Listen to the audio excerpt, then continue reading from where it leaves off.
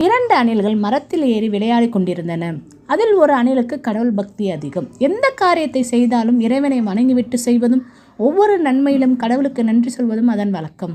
அதன் தோழனான மற்றொரு அணிலுக்கு கடவுள் நம்பிக்கை கிடையாது. திட்டமிட்டு செய்தால் புத்திசாலிக்கு கடவுளின் தேவையே கிடையாது என்று அடிக்கடி சொல்லும்.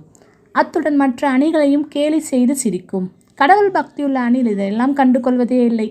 விளையாட்டு மிகவும் சுவாரஸ்யமாக தொடர்ந்ததால் நேரம் போவதே தெரியவில்லை. உற்சாகத்துடன் ஓடிக்கொண்டிருக்கும் போது பக்தியான அணில் வழுக்கி மரத்திலிருந்து கீழே விழுந்து விட்டது.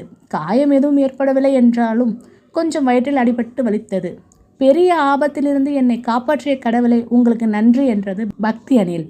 இதை கேட்டதும் மரத்தில் இருந்த அணில் சிரிசிரி என்று சிரித்தது. கீழே விழுந்து மண்ணை கவ்வினாலும் உனக்கெல்லாம் அறிவே வராது. உன் கடவுள் எதுக்காக உன்னை தள்ளிவிட்டார்னு கொஞ்சம் அவர்கிட்டயே கேட்டு சொல்லே என்று சொல்லிவிட்டு மீண்டும் கிண்டலாய் சிரித்தது. பக்தியுள்ள அணில் சொன்னது, கடவுளை நம்புகிற நாங்கள் எல்லாம் துன்பப்பட்டாலும் அவரால் கைவிடப்படுறதில்ல, கீழே தள்ளப்பட்டு மடிந்து போகிறதில்ல. அதனால் கடவுளை எங்களை கீழே தள்ளிவிட்டாலும் அதுலேயும் ஒரு காரணம் இருக்கும் என்றது. ஆமாம், கீழே விழுந்தாலும் மீசையில் மண் ஒட்டுறதில்ல என்று சொல்லிட்டு மீண்டும் மீண்டும் சிரித்தது. கண்களை மூடி விண்ணை நோக்கி, கடவுளை, இந்த அவமானத்துக்கும் வலிக்கும் ஏதுவாய் நான் ஏதும் தவறு செய்திருந்தா மன்னிச்சிடு என்றது பக்தி அணில். அது கண்களை திறக்கும் போது ஒரு கொடூரமான காட்சியை கண்டு நடுங்கிவிட்டது. மரத்தில் இருந்த அணில் இன்னும் குலுங்கி குலுங்கி சிரித்து கொண்டிருந்தது. அதற்கு பக்கவாட்டிலிருந்து ஒரு பாம்பு அதை நோக்கி வந்து கொண்டிருந்தது. உன் பக்கத்திலே பாம்பு என்று மரத்தின் கீழிருந்த பக்தி அணில் கதறுகிற சத்தம் அதன் காதில் ஏறவில்லை.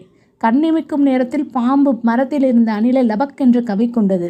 தன் தோழன் மரத்திலிருந்து தவறி விழுவதற்கு கூட ஒரு காரணம் இருக்கிறது என்று உணரும்போது அது முழுமையாய் விழுங்கப்பட்டிருந்தது. சில வேளைகளில் நாம் தடுமாறி விழும்போது உலகம் கேலியாய் சிரிக்கலாம். அது நம்முடைய உயிரை காப்பாற்றுவதற்கு கூட இருக்கலாம்.